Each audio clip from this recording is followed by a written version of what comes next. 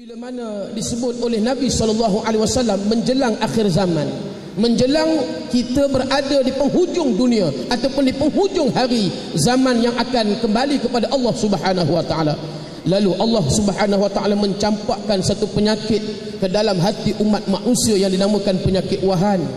Lalu sahabat bertanya, "Ya Rasulullah, apakah yang dimaksudkan penyakit wahan itu ya Rasulullah?" Lalu Nabi menjawab, yang dikatakan al-wahnu itu, wahan itu adalah penyakit cinta dunia dan benci kepada kematian. Jadi saya persilakan yang berbahagia Tuan Guru, Datuk Tuan Ibrahim, Tuan Man untuk mengupas hadis tersebut sebagai gambaran umat Islam pada akhir zaman. Tafadhal, masykurun.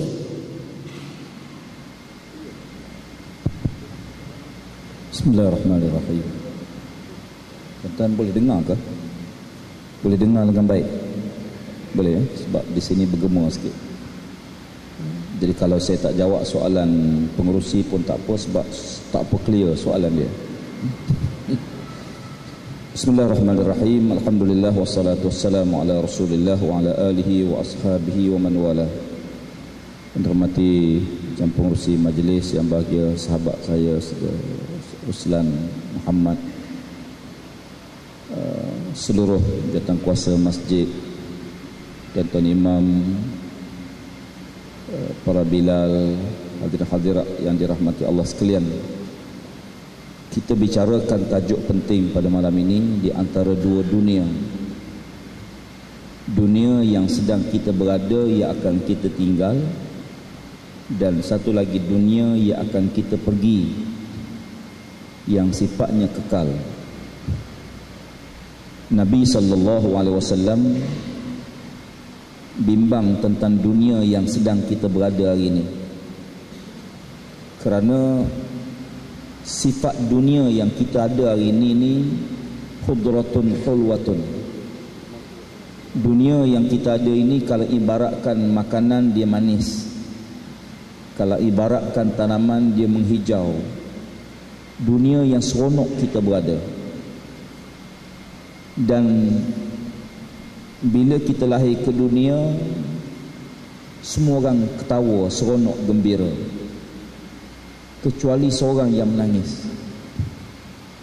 Tapi bila kita keluar daripada dunia, ramai yang menangis, kita harapkan seorang yang ketawa. Bila kita lahir ke dunia, mak kita ketawa, seronok, ibu kita seronok, kawan-kawan seronok, semua gembira. Tapi bayi itu dia akan menangis. Tak ada bayi lahir dunia dia ketawa, tak ada. Kecuali kat Masjid Gombak ni mungkin ramai. Bayi lahir dia menangis, waktu orang lain semua gembira. Para ulama menyebut tangisan itu kerana bimbang dengan cabaran dunia. Apakah dia mampu melaksanakan janji dengan Allah Subhanahu wa taala di alam roh. Alastu bi rabbikum qalu bala syahidna. Lahir ke dunia dia bimbang kalau dia tak boleh mentaati. Ulama sampai bahas kenapa setiap bayi lahir dia menangis, kenapa dia genggam tangan. Ada bayi lahir buka tangan? Tak ada kan? Semua genggam. Kenapa genggam? Genggam ni genggam apa?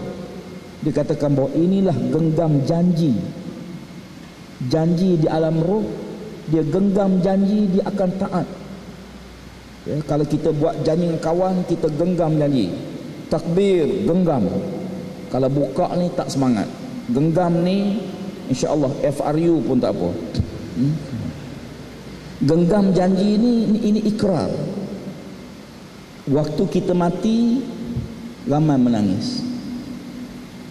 Semoga kita ketawa. Orang mukmin dia keluar daripada alam yang bermasalah ini kepada alam yang tak ada masalah lagi. Keluar daripada alam dunia yang sempit ini kepada alam yang luas di akhirat.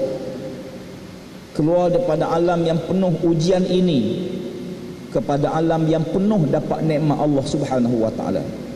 Nabi SAW menyebut dalam sepotong hadis, kata Nabi, perumpamaan dunia dengan akhirat seumpama seorang yang naik perahu lalu dia ke tengah lautan, dia celup jarinya dalam air laut, dia angkat jari tersebut.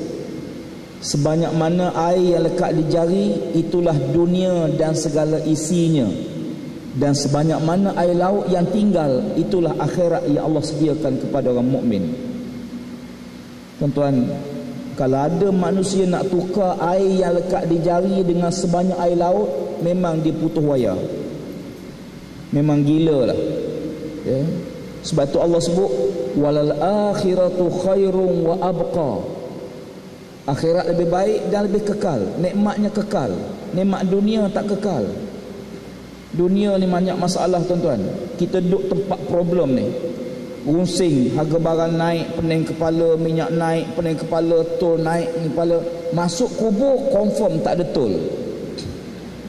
Tak ada masalah. Syarat mukmin, macam disebut oleh Fadil sahabat saya Ustaz Ruslan memetik sepatutnya Quran. Allah sebut wabtaghi fi ma ataakallahu ad-daral akhirah wala tansa nasibaka minad dunya wa ahsin kama ahsanallahu ilaik wala tabghil fasada fil ard. Ayat ini Allah sebut dua istilah. Allah sebut wabtaghi, Allah guna istilah wabtaghi fima atakallahu daral akhirah. Kamu kena pulun untuk dapat nikmat kamu di akhirat. Wala tansa, tapi kamu jangan lupa nasib kamu di dunia. Allah tak kata kamu kena pulun akhirat dan pulunlah dunia. Tak. Dua istilah yang berbeza menggambarkan bahawa cemerlang di dunia ini sebagai, macam disebut tadi, sebagai prasyarat kita nak berjaya akhirat, kena berjaya di sini. Al-mu'minul qawi khairun wa ahabbu ila Allah minal mu'minid dha'if wa fi kulli khair.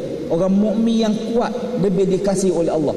Bumi ni Allah tidak waris kepada orang fasik, Allah tidak waris kepada orang kafir, Allah tidak waris kepada orang zalim. Bumi ni Allah waris kepada hamba yang soleh. Innal arda yarisuha ibadiyas salihin. Bila Allah wariskan bumi kepada orang soleh, ingat, kalau orang soleh tak ambil, orang fasik akan ambil. Tuan-tuan jangan komplain kalau peniaga menipu perniagaan kerana dia fasik.